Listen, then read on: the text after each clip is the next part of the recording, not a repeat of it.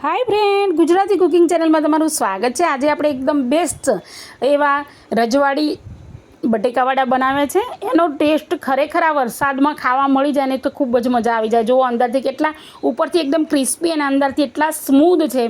અને તમે કોઈ પણ ચટણી સાથે, ગ્રીન ચટણી અને આંબલીની ચટણી હોય કે સોસ સાથે જ્યારે બી ખાશો ને એટલા બેસ્ટ લાગે છે। અને ચલો આપણે બનાવવાની શરૂઆત કરીએ। તો અહીંયા મેં 5 જેવા બટેકા છે એ બોઇલ કરવા મૂકી દીધા છે। હવે ફ્રેન્ડ, જો તમે કાપીને મૂકો ને તો 4 સીટી અને ના કાપો તો 5 સીટી મારી લેવાની। હવે આપણે અહીંયા બટેકાવાડીની સ્લરી બનાવીએ છીએ। તો એક બાઉલ ભરીને મેં બેસન લીધું છે અને આ રીતની થિકનેસ રહે ને એ રીતે આપણે રિબિન પ્રિન્ટ પડે ને એ રીતે આપણે એને પલાળી અને મૂકી દેવાના છે। હવે બટેકાની એક વસ્તુ અહીંયા ખાસ ધ્યાન રાખવાની છે કે બટેકા ચીકણા ના થઈ જાય। એના માટે આપણે શું કરવાનું છે તો બટેકાને એકદમ ઠંડા થવાના, આ રીતે પીસીસ કરી લેવાના, એકદમ એનું ગ્રેવી જેવું નહીં બનાવવાનું। અને ત્યાર પછી એમાં આપણે મસાલા બેઝિક કરીએ છીએ એ કરવાના છે।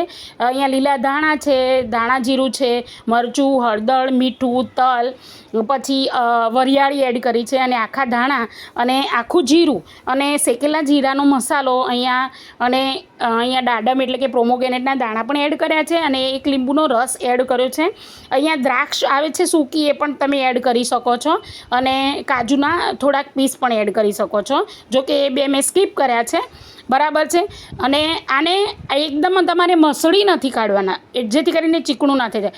બસ થોડા એમ કે અધકચરા એવા હાથથી એમ કે કરી લેવાના છે આંગળીઓથી, બરાબર છે। એકદમ આમ લૂવો નથી બનાવી લેવાનો। એટલે આ રીતનું અધકચરું કરી અને પછી આપણે અહીંયા છે ને મેં આદું, લસણ અને મરચાંની પેસ્ટ બનાવીને ખાંડણીમાં જ બનાવીને રાખી છે, બરાબર છે।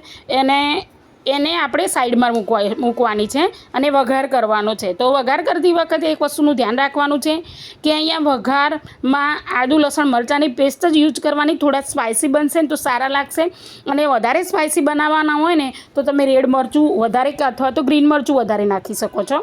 હવે આ રીતની આ વઘાર બની જાય ને તો પાકી જાય, સરસ મજાની સુગંધ આવે છે અને આ વરસાદની સિઝનમાં ખરેખર બહુ બેસ્ટ લાગે છે બટેકાવાળા। તો એકદમ આવા પાકી જાય ને પછી જ આપણે એને પહેલાં આપણે જે બનાવ્યું છે એનું પૂરણ એની અંદર એડ કરીશું।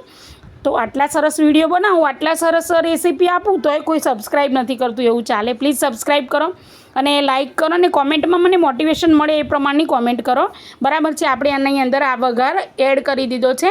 હવે વઘારને થોડી વાર ઢાંકવાનું છે, ઉપર બટેકા થોડા મિક્સ કરીને આ રીતે ઢાંકી દઈશું જેથી કરીને એની સ્મેલ છે અને બટેકાના અંદર રહેલા મસાલાની સ્મેલ છે, બંને વસ્તુઓ એ એબ્ઝોર્વ થશે જેથી કરીને એના સ્વાદમાં બમણો આમ ટેસ્ટ આવશે।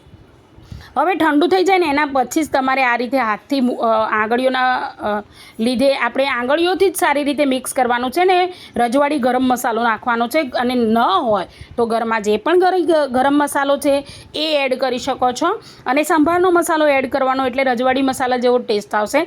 અને સંભારનો મસાલો થોડો ઓછો લેજો, બરાબર છે। તો આ રીતના બોલ ત્યારે જ વળશે કે જ્યારે તમે બટાકાનું સ્પેશિયલ સારી રીતે એનું પૂરણ બનાવશો, બરાબર છે।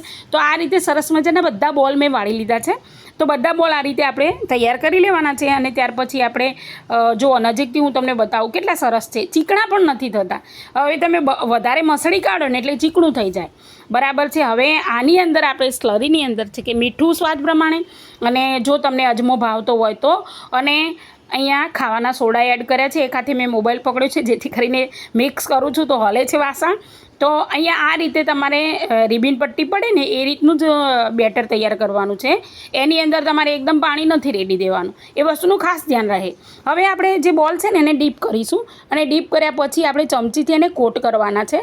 હવે અહીંયા થોડું ગાઢું એવું ખીરું હશે ને તો સારી રીતે કોટ થઈ જશે। હા, તમે ઉપર મૂકશો ને તેલમાં એટલે થોડી મમરી જેવું લાગશે, એ ભલે લાગે પણ આ છે ને એકદમ મસ્ત કોટ થઈ ગયું, તમે જુઓ।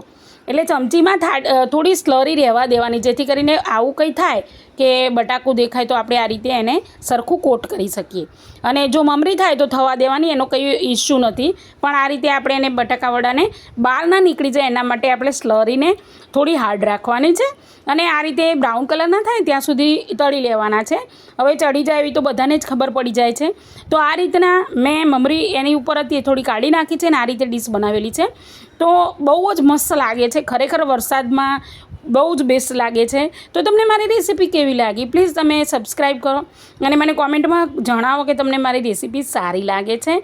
અને વરસાદમાં ખાવાની ખૂબ જ મજા આવશે. સબસ્ક્રાઈબ અને લાઈક કરવાનું ના ભૂલતા. ફરીથી મળીશું.